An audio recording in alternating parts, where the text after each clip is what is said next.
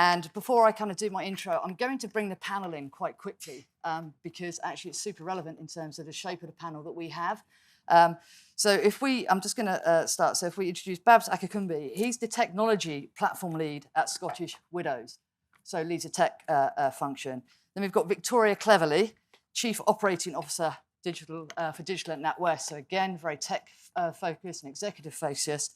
Then we have Mumford, Director of People Consulting at KPMG, and Matt Wintle, Head of Talent Acquisition and Development at Admiral. So not only as an awesome panel, what I think is exceptional, we wouldn't have seen a panel like this in the financial services sector probably since 18 months ago. We wouldn't have a tech person with an HR person or a people person within an executive function. So from somebody who often sits outside of it, or mostly sits outside of this sector, I have to say, well done on that. So that's good. So let's get back to the question. How is technological, if I need to speak, change shaping our industry, the workforce and skills we need for growth? So look, this is a huge question. When Claire first showed us this question, I was like, this is a massive question. It's a little bit frightening. But it's one that financial services cannot afford to ignore. So in the report that was released this morning, my understanding is that financial services is the most exposed sector to AI disruption in the UK. I mean, that's a huge statement, and that's slightly scary. But listening to Claire's intro this morning, there's also huge opportunities from technologies like AI in terms of around £26 billion of value. So, but what we wanted to understand is why we have a panel now that we have tech and HR talking. And I think a part of that is because technology is driving that change, and it's done it almost by stealth. So historically, we talk about cybersecurity, and you're thinking about a dark room with kind of engineers who like cats and computers, and they would protect our financial services industries. And what we saw very quickly is that's not the domain of a handful of very, very smart techies. That's the domain of every single employee in your organization. And we're finding the same with AI now, is that AI, according to the FSSC's report this morning, between 0.5 and 0.1.5% is a number of people really required in terms of those really deep tech AI roles. But every single person needs an understanding of AI.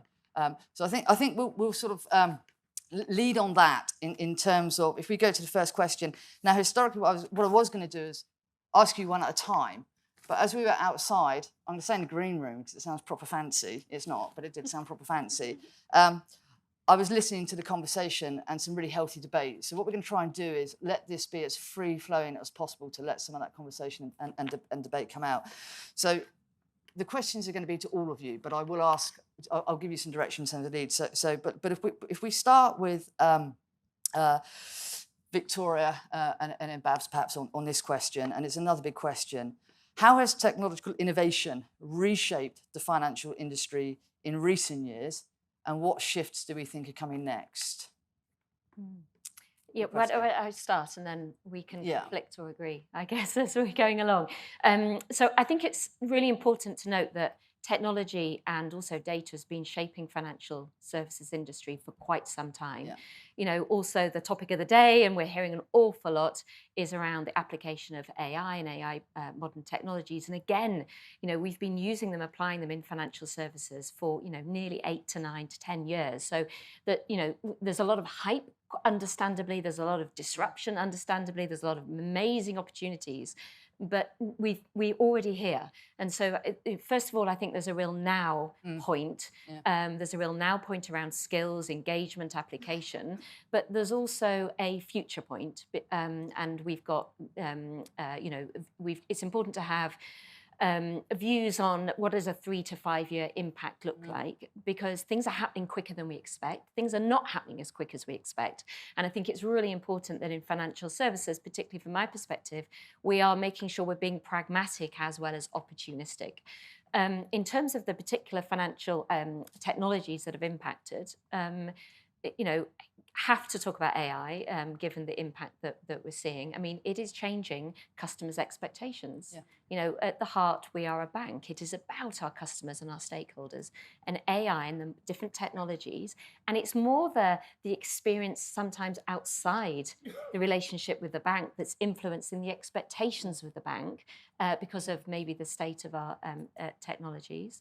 Cyber's a great one. So 97% of all of our lending at NatWest is done digitally. Wow. 79% of our retail customers are digital only. So the requirements of the very best cyber technology was there yesterday, is there today, and the expectations of that will continue. RegTech is another one. The impact on regulations from technology and the changes that we're seeing. We're a highly regulated bank, along with many of my peers in the UK financial services, and the impact of technology and how we regulate is really important. And then most importantly, our colleagues' experience.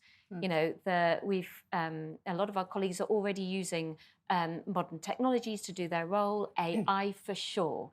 You know, I use AI a lot, but not enough. I'm really scratching at the surface. And so all of those are really important. But again, I do stress it's the now and the future, because technology shapes our industry. It will drive our opportunities for our customers and for society. But not everything is going to happen as quickly as we expect, but we will see things happen quicker than we also expect. Yeah, I mean, there's nothing much to disagree with there. Fundamentally, if you take innovation can be incremental, it could be radical, or it could be disruptive. We've seen all that in the space of the last 5-10 years. The rise of digital banking, the way we look at technology in how we manage fraud, the way we look at technology in how we do lending, the way we look at technology in how we do pretty much all the processes that we run today, how we begin to gain efficiencies in reviewing of documents, in every aspect, the little tweaks of processes here and there.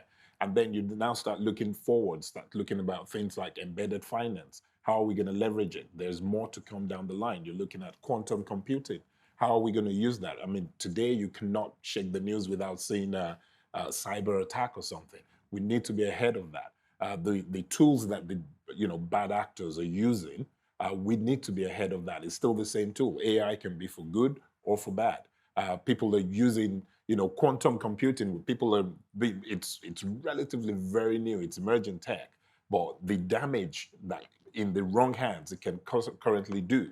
What we're seeing today is just child's play, and we need to get ahead of those. We're looking at digital assets. Bank of England is thinking 2030 we're going to be having a digital pound and all that sort of stuff. So in terms of the disruption that technology has brought today and the benefits, little things like open banking, it's also facilitating embedded finance. Very soon, the likes of Uber are going to be offering financial products. Yeah, and that's going to come, and it's coming really, really fast. Wow. Okay. So, a very kind of tech view. So, Matt, Fren, if I bring you in a conversation, listening to what Babs and Victoria said, what then do you think is the most impactful change in how people work today? Those changes driven by technology versus 3-5 years ago. Yeah, sure. Great question, Lorna. And hi, everybody. So I've got a bit of a unique perspective on this. So I used to run technology for Admiral UK, and now I work in talent. So I've seen both sides of how this thing progresses. And I think for me, the real evolution is the ubiquitous nature of technology now. So I remember working in tech 20 years ago before I ran it all. And the conversations were very much about like, what are we doing? How can we help the business? Okay, we're moving from green screen applications to Java, to Visual Basic, to object-orientated, to DevOps and whatever. But that was very much a four walls conversation in the technology department. And I think AI, by the way, plays into this hugely. You can't have those conversations like that anymore because technology is ubiquitous throughout the entire organization. So when I look at some of the areas that I look after now, so let's take L&D, for example, the tools are so progressed that you really need to be enabling those departments to be able to use that technology in the way that they see fit without having to go into that black box of getting the technology people to help you do it. Yeah. And for me, that's the real progression, is putting the power in the hands of the people who know what they need to do with the technology. And this is why I think we need to be ahead of AI, because we were talking earlier about this and how much of this is hype and how much of it is real. Well, it's both. But I don't think you get a shift without both. But we are going to see a change, and we're going to see a change that means that your business people will need to be ahead of what this gives them in terms of capability, because somebody's going to do it. And you're going to have people running areas of businesses, big departments who don't no longer rely on going through all the governance of technology and all of that, because they're able to have the tools and the intelligence to be able to do these things themselves. So I think that's the big shift. And in terms of real examples, if you get good prompt engineers out there in any part of the business, I'm talking about AI again here, so they can get that piece of technology to do something for them that they would have spent half an hour, 2 hours doing themselves the day before. I'm really talking about the day before. So I want to write a bunch of objectives for one of my team members. I can probably get Copilot to do 90% of that for me if I ask it the right question. So, hey, now I've got time back.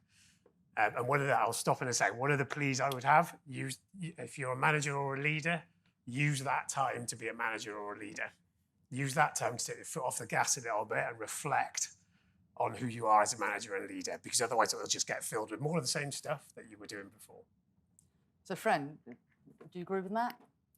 Yeah, completely agree with lots of the points. I think one of the big shifts that we've seen as well is, particularly with generative AI, sorry to be on the AI wagon, but is how people adopt AI in a business. So traditionally, when we think about technology rollouts and the partnership with people, we'd assess the impact, we'd develop beautiful training plans, and we'd roll that out, and everyone would gradually be uplifted to a new level of understanding of how to use a system, how to use a technology.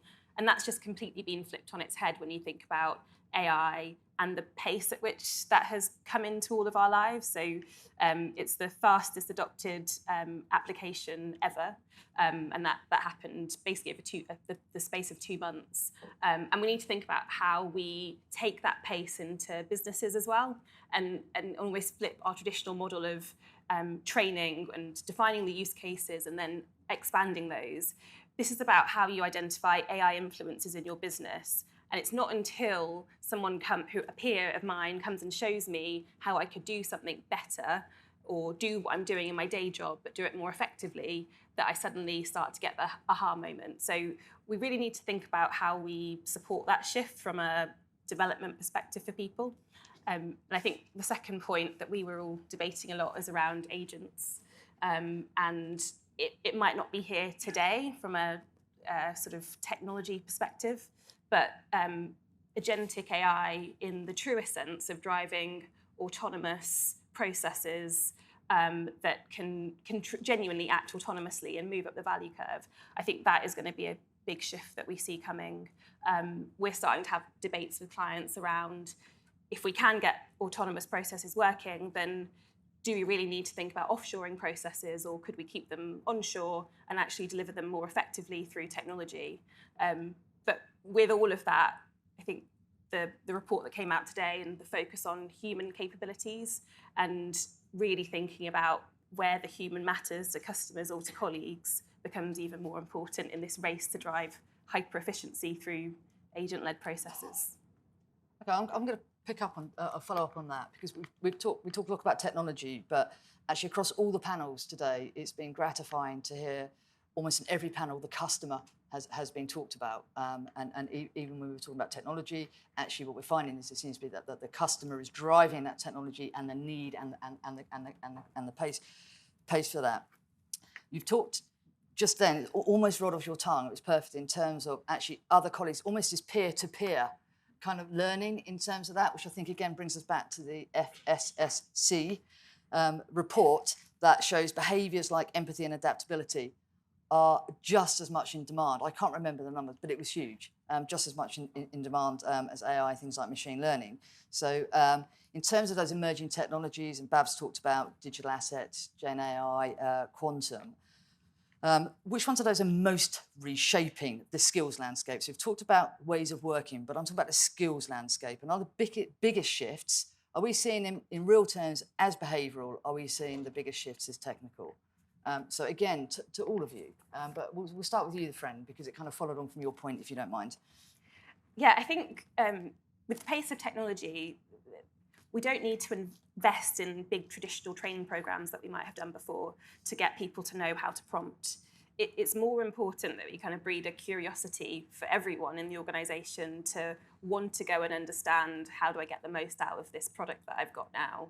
And I think that sort of curiosity and the want to make use of the technology that we're given is going to be really important, and I think that's kind of more important than the technical depth. Yeah, I was thinking about this morning, so I had a quick look at our training records and who's asking for what Admiral over the last month or so, and it's a real mix of the things that you've heard about today. So DevOps, cloud, AI, they're all on the list still. They're important things for people, and not just within the tech area, but coaching, having a great team, communication, all those things are up there as well. So it's a real balance. And I was thinking about why that might be, and I think that's always been important, right? It's always been important to have the balance, but I do wonder how much our new ways of working play into that. So we're all in a room together here today. It wasn't so long ago that wouldn't have been possible, and that real shift of a mixed way of working and people working from home, I think that's diluted some of the human interaction, and people are now looking for ways to build those strengths back up again. So I think that's part of the acceleration. I also think, as Fren was saying, the speed of tech and the speed of what's going on, this is why my plea to have that little bit of reflection makes you feel like, okay, I need to be on top of this stuff, right? I need to be keeping up with it. And that's, I think, why we're seeing quite a big growth in a demand for coaching and leadership, and making sure that, I, as an individual, am on top of what I need to be on top of. So I think it is a real mix, and I think they drive each other. Yeah. Are you, so from a tech side, are you seeing do you have a view in terms of whether it's behavioural or more sort of technical skills that you're relying on now? I think, again, you probably odd coming from a tech person, but it's less about the tech. It's more, the tech is tools. Yeah. It's a mindset. If it's not there, you could put the best tech in front of people, they won't be productive, it will not be any different. Yeah. So for me, it's more about that mindset shift. In terms of, you talked to curiosity earlier, it's about being curious. It's about, and again, this will be driven from the culture of the organizations, from top down. If the leadership is demonstrating curiosity and wanting to always meet the needs of the customer and focused on outcomes, then the tools are there to be leveraged to deliver those. People will think outside the box to look at processes that are not necessarily the best or most efficient, and find ways to leverage things like AI, agentic, whichever tools that you have in there, to make sure that you're achieving the outcomes that you want. So for me, it's all about mindset and curiosity. Okay, so that brings us on to that. This I think is also another big challenging question. But in a previous panel, Tom said something, I think his name was Tom from Hargreaves Lansdown, and I really liked it in terms of when he spoke to the individual employees and said, what does good look like for you, in your role? And I really liked what he was talking about in terms of that. So kind of on a bigger scale, and we'll start with you on this one, if that's okay, Victoria. What does a technology-ready workforce really look like? I mean, what is it really? Yeah, you see, I did warn you it's a doozy. Oh, it's a big question. It's a huge question, Yeah. but all of you can help each other. And also, are we building it fast enough? So what does that workforce really look like? Yeah, well, I mean, when, are we ever building it fast enough? I mean, if you meet some of the leaders I work with, it's never quick enough. Look, I think what does a tech-ready workforce look like? I think you need to start with the premise that, the convergence of tech and business is happening. And so anyone I talk for NatWest, but I would talk for more broadly across the FS sector, is you need to be building your muscle, particularly as leaders, to have a digital mindset. Now, with that, there are certain digital skills, and there are soft and there are hard skills. What I would aspire for that workforce to be is that anyone is able to thrive in a tech-enabled bank. Yeah. Anyone, okay? So that's kind of the kind of what I would aspire to do. But I think it comes back to, for me, that we need structured learning pathways for certain roles, particularly on some of the technical side, always raising the bar, because the technical skills will continue to evolve. So we need to put appropriateness in the areas where it really makes those individuals thrive.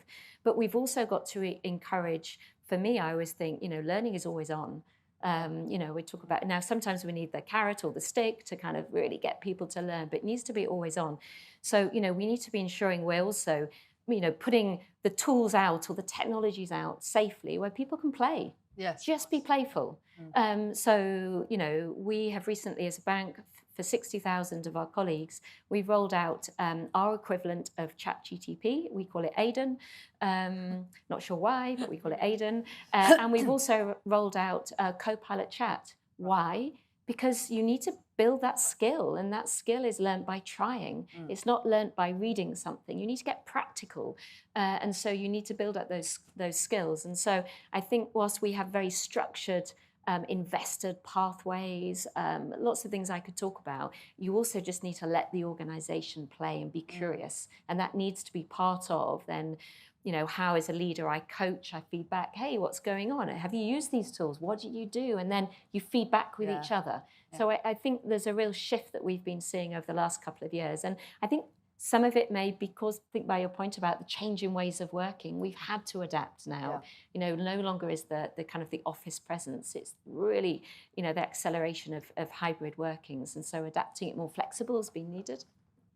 So Matt, I'm going to prompt you on this because when I read this, and I hope I've got numbers wrong, my understanding is Admiral have trained 8,500 staff on Gen AI. I mean, that's impressive. So do you want to talk to a little bit about that and talk about, because the training itself is impressive, but what we've heard a lot really is the sense of we want to avoid this 3-line whip in terms of forced training. Yeah. And that we want this kind of organic and almost peer-to-peer that's coming out here. So and I mean, that's a big number, that's very impressive. So I think everybody wants to hear about sort of how you've achieved that. I'm sort of tempted to get my phone out and ask ChatGPT. Because there's a lot of variables in here.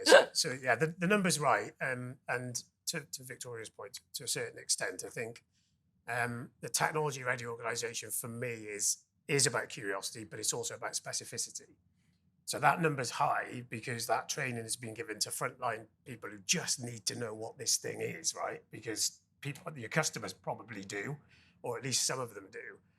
And if you don't have an understanding of the broad and general concepts of what it is, then you're not going to be able to converse with people. So it's an impressive number, but it's a fairly high level of training on what can be quite a deep topic.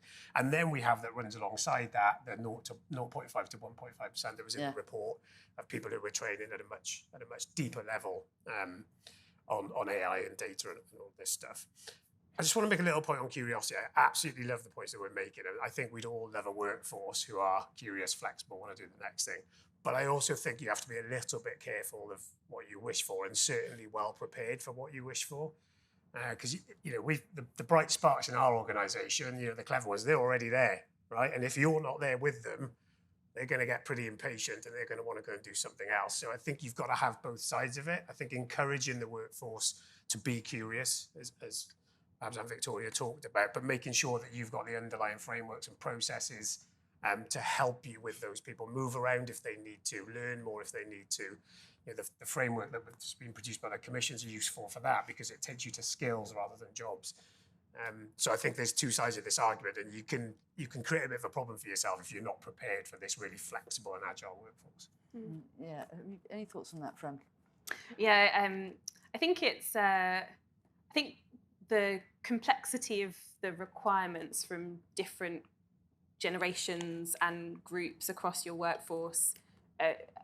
I know we've always had kind of intergenerational workforces, but I think and I think it was your point, Victoria, around the expectations of customers and therefore how that then shows up in your expectations of your workforce. I think that navigating that is becoming more difficult, and with anything that you're doing when it comes to kind of technology change or skills uplifting, not kind of necessarily taking a blanket approach, but really kind of trying to think about where individuals are and making sure that the support you're giving them is kind of relevant. So I think that would be one point. I think the other point is what we were talking about earlier is in getting to a more AI upskilled workforce. I think it is still really important to think about where the human interventions are important. I was talking to Chief People Officer on the big banks about introducing an agent for one of their recruiting processes. And she was saying, well, actually, we've got 90% of our applications are AI generated. So at what point do I intervene when I've got an agent checking an AI-generated CV to know that the people coming into my organisation are actually quality, which I thought was quite an interesting reflection when we're talking about tech and humans coming together. Yeah, I think that's a problem. That's every sector. But I think it's fine. Okay, so I've got another doozy coming, and I did debate asking this question. You kind of need a crystal ball. But, we're talking about future skills, but in reality, most of what we've talked about is happening now. It's here, and it has been here for some time. So crystal ball's out, guys. How can you identify and build the skills that you're going to need as a sector, an individual organisation, as a sector in 3 to 5 years, not just today? Because for a lot of people in this room, AI wasn't a surprise. Some people it was. So what's the next surprise coming in terms of what's the thing that's going to, you really need to have people, the skills that people need to thrive? I think technology is in different horizons. So we know what Horizon 1 is, we know what Horizon 2 is, and we know what Horizon 3 is now. And we're talking about all the way to 2030 now. So if you're talking about the next 2 to 3, 5 years, learn AI. Engage kids now who are learning Python. It's the language of AI. Large language models. Just learn the basics. But the most important one is about how do I apply? We were talking about prompt engineering earlier. Or how do you prompt it? If you ask it stupid questions, you'll get stupid answers. Yeah. And if you don't understand how it works, I mean, there's no generative AI now that you get an output that doesn't come with a warning label. You still need to check it. Yeah. And it's going to get to a point now that we're accelerating towards what we call agentic AI, which is going to be autonomous. How do you guard against hallucinations? It's going to come up with an answer that's probably not an answer or it's not true. How do you, if you don't have those basic knowledge, you're just not going to be able to interact with it. So everybody's afraid about, AI is going to take my job. No, it's a person that knows how to use AI that's going to take that job. So that's why upskilling goes hand in hand with reskilling. So I'm going to push you guys a little bit harder on that. So that focused on a little bit on the technologies that are coming. What I'm really curious is what skills do we need to make sure that we're prepared for whatever comes next? Because that's really the question. So I understand the 1, 2, 3 horizons, but there'll always be something coming. So what does individuals need the skills to ensure that they're prepared? Whether it's curiosity, empathy. What are the skills that people you think they're going to need? And how would you kind of assess that you're going in the right direction over the next 3 to 5 years? I think I'll take a stab. I think still sitting a little bit tech and business, there's a couple of things. So one is we recognise that we kind of reset our ambition around early talent as an organisation. Right.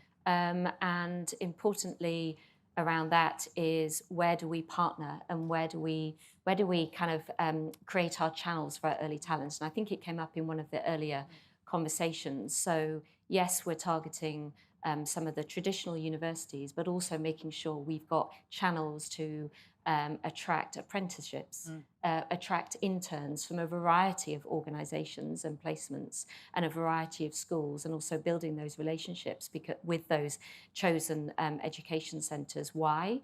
Because back to the point around I have young children today, they're using technology far different than I was.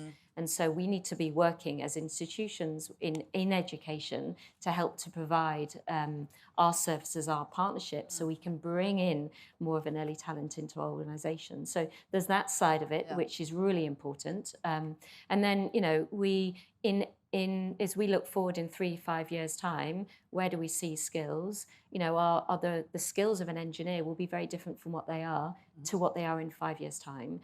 We will also need more model engineers than we have today. If agentic is to fly and have the predictions that is out there, we need far greater levels of modelling skills than we have today.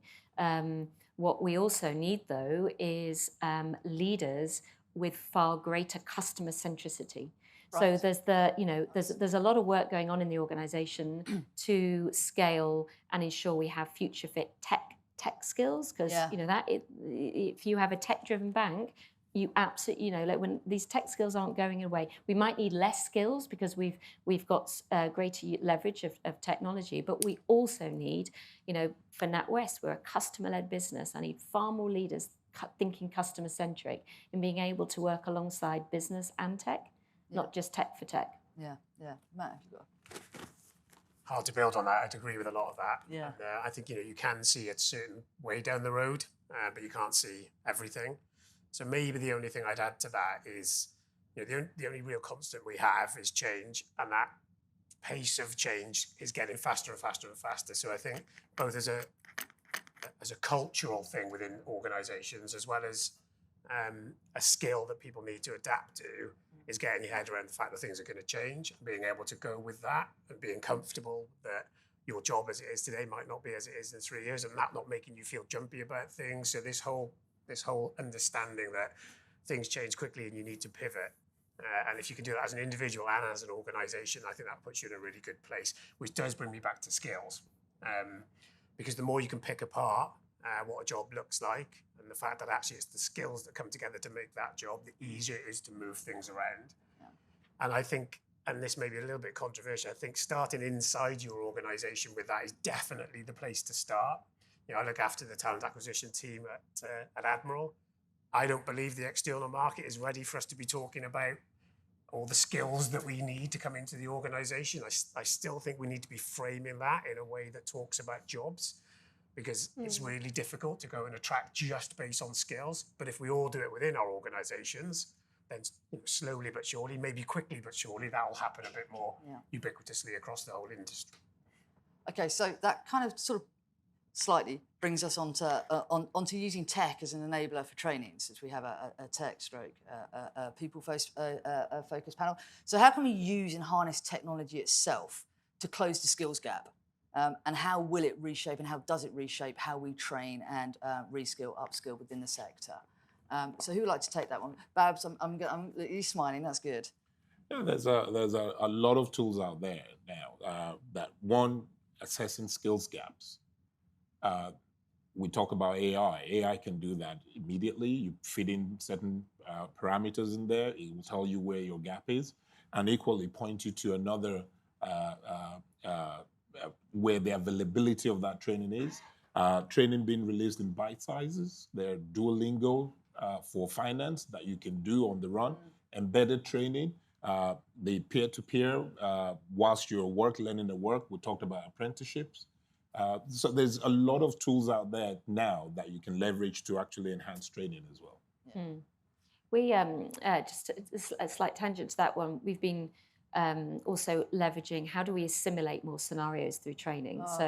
Leveraging some of the AI technology to do that. So, if there's a particular scenario where you need to give feedback to a colleague, okay, and that's really important in tech or no tech. But that's also really hard, isn't it, sometimes giving feedback. So we've been using the technology to create scenarios and then put different prompts in to, you deliver your feedback and then the person gets frustrated or annoyed. It's like, right, what happens next? So you're playing with those different scenarios and in a simulation. So we've been trialing some of that. That's been really effective. Yeah. But it's available all the time. Because I think the learning isn't, and there was a comment made earlier on in one of the conversations, which I totally agree with, we should not be expecting colleagues, or colleagues should not be expecting to be learning 9 to 5, but we need to make it accessible where it's quick on your device. But that sort of learning we found has been really impactful. Yeah, I imagine it has. So just a lot. I've got loads of questions actually from the audience. So I'm only going to ask one more, sort of finish on one more question from me, and then we're going to go to the audience's questions, which frankly look brilliant.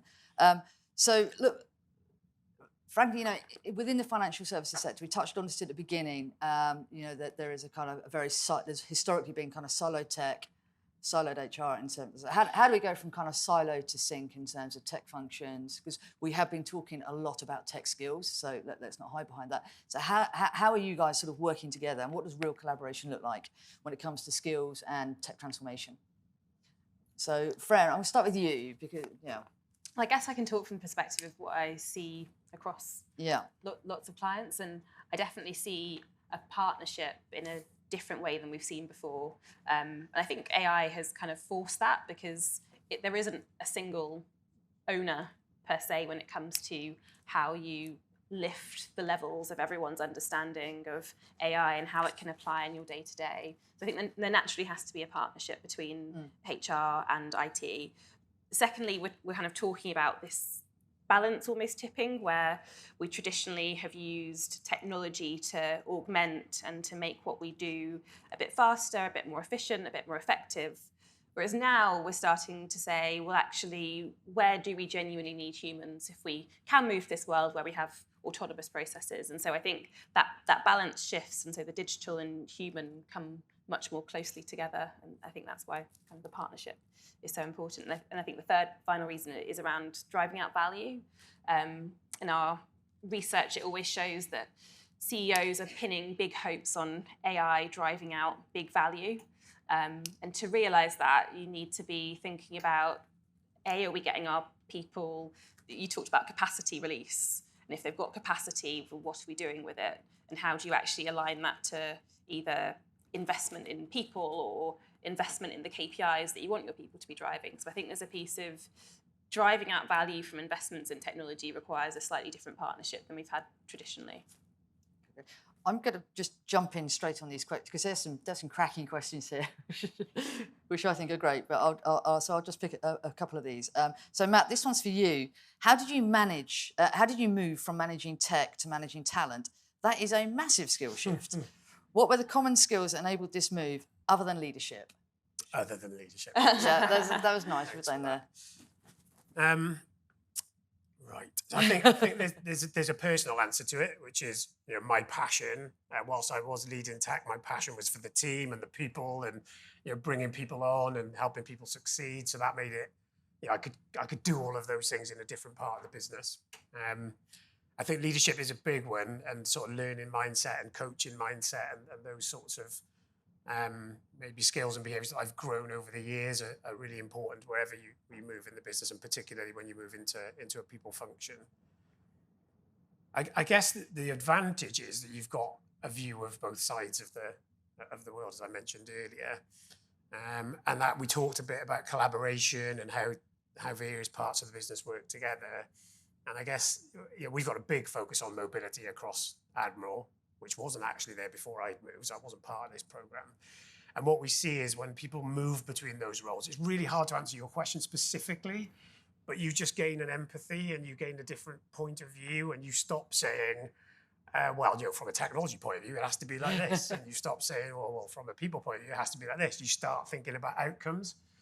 And I think that's probably the biggest strength in it all, is you start to focus on business outcomes regardless of the angle that you're coming from, and you get a bit less precious about your area of the business. Right. So I would encourage mobility. I'm not sure exactly. I think it would take me probably a bit of the reflection time that I've freed up by using ChatGPT. which is good. Okay, this is a question for you all. So AI has the ability to reduce the volume of junior level jobs, controversial, which is often where people learn their trade. In that context, how do we ensure, this is a great question, how do we ensure we have a pipeline of middle to senior employees for the future? That's a great question. So to all of you, Babs, it's a hard one. I'm starting with you. Yeah. But I mean, again, it's what we were talking about earlier about having partnerships with, we're talking about apprenticeships, having partnership with the educational institutions, influencing the curricula in universities, in schools and everything, to make sure that the people we're getting to start their careers are, again, we're talking about tech ready. It's embedding all of that right from the grassroots and growing that, encouraging more STEM career choices, more diversity in careers. That's where we begin to grow this. And they will have to go through that. So it's not just hiring the PhD holder. Again, whilst you need that, in Lloyd's, we're adopting a diamond shape. So yes, we still have to grow that pipeline, but equally, you want people that can also accelerate us catching up, because we are in the process of catching up with current tech. In Lloyd's, we want to be the biggest fintech. You were talking a bit earlier about how we're now organized in terms of how do you bring tech and business together. I partner with somebody directly from the business, and both of us have the same objectives to deliver outcomes for our customer. And you have about 40-something businesses within Lloyd's, outside of the divisions, and each of us are responsible for customer outcomes. Right. So I have to speak the language of the business. The business person naturally has to speak the language of tech. So both complement each other, and we're growing the next set of talents to come and replace us as that way as well. Victoria, I'll bring yeah. you on this as well. So, what do I think on that question? So, one of our personally, in my own personal opinion, one of our biggest threats for us as NatWest is our customers, because our customers' preferences and expectations are changing far quicker than we realise, and they will, where they and how they want to access finances and consume financial products is not always with the bank. It will be in channels where we need to be with our customers. Why do I make this point? I make this point because modern technologies they were there 10 years ago. They're getting more modern, quicker, more adaptable than they are today. The trick is the human. You're leveraging the technology to create amazing things for customers. So as talent progresses and any colleague progresses through the organization, I don't think of it as a replacement. It's like, wow, if I can use this technology to do more amazing things and create more value than my customer is expecting, and I can characterize and prompt and help my client or family that is part of that client carry out their business or personal finances, that is brilliant. So I think it's your perspective on the technology, and we should not think about replacement. I hope it creates the capacity for more of our relationship managers, for example, to spend time with customers. So I think it's just the perspective of it is really important that we don't lose on this, because we need the human in the loop. Yeah, I think that's come out clear. Okay, I wish I'd written this question. I didn't, but it's a good question. So latest LinkedIn data shows that only 29% of AI professionals in the UK are women. This compares to the overall representation in the UK workforce, where women make up 43% of workers. So how can financial services manage the gender gap while leveraging AI amidst an existing severe skill shortage? That's a very good question. So who wants to... Fren, we're all nodding. I'm going to start with you on that one. I think that's a tough question. I think it's probably... I think it probably plays into the fact of confidence that we need to be building, and to link to your previous question around are we going to do away with entry-level roles? No, I think it's just that what those entry-level people do will be different and it'll be more value-added. And I think it's the same, that we need to be bringing up young female talent who have the confidence to step into things that are unknown, in the same way that a man who might have the same skills will just have the confidence to go through with it. So I think there's something about how we continue to focus in on young talent, young female talent, and the same with the counterparts in kind of breeding confidence to step into things where they might not know, but they can kind of figure it out. And I think that's really important. Yeah, I think that's probably what shows up. We'll go down the line on this question. It'll be your last question, so we're slightly out of time. So. No, so this is a complex problem, right? And some of it is macro and it's outside of our control, right? So you look at the education system, you look at cultural bias, you look at unconscious bias, through all of those processes before it even gets to us. So I think we have to acknowledge that and work with partners. And this is why when we come together as a group, it gives us more power to do something about some of those things. So there is that. And I think we need to acknowledge that, and we need to work hard on changing that in a much more wide way than just our businesses. But then I jump to specifics, right? In your own business, what are you actually doing as part of that pipeline?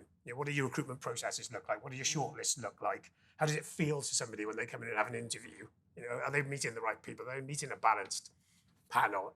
And I think if you can really think through a lot of the detail of all the things that you do, you can start to change how it feels to be part of that organisation and then encourage people to progress. We invest and lead a number of reskilling and upskilling programs, as I'm sure many of you in the room do. And we found those to be incredibly important and successful also in pulling forward a lot of our female talent. We found that very proving successful in the engineering space. We've got about 40-50% of females coming through in that reskilling, which is brilliant. So we're continuing to invest as a practical example. And we haven't had time to get to it. We did have a question here on reskilling. So whoever sent this question, then possibly reach out to Victoria separately on that. Babs? No, I mean, just to follow on exactly what everybody has said. Again, it's about what's important gets measured, and we actually set an objective to ensure that we bring in, that diversity, be it female, be it ethnicity, everything. So that's definitely there, and we have to hit those. I think Lloyd set won for the market some years ago. And even though we're not there yet, we are still continuously striving towards it. So what's important gets measured.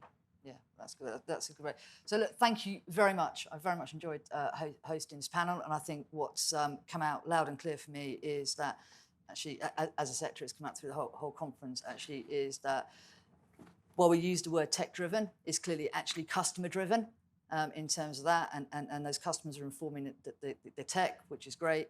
And it's no longer now just about sort of software engineering. It's really about how we train, how we lead, and the whole cultural piece. So a huge thank you. So show your appreciation for the panel, please.